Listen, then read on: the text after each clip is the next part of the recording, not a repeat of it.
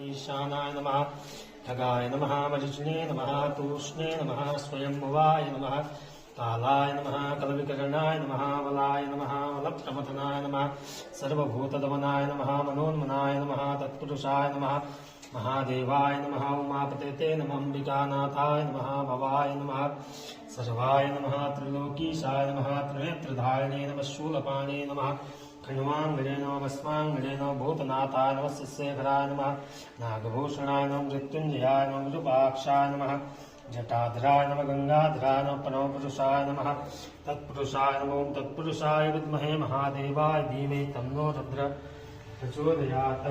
ओम विद्युद्धाम समप्रभां भगवते स्कन्दस्थितां भीषणां कन्या विक्रवादकेटबलसा दस्ताद्विरात्स्यामितं हस्ते चक्रगदाशिके गुरुश्रीं चापं गुणं तर्जनीं विघ्नानामललात्मिकां श्रीधरां दुर्गां त्रिनेत्रां भजे।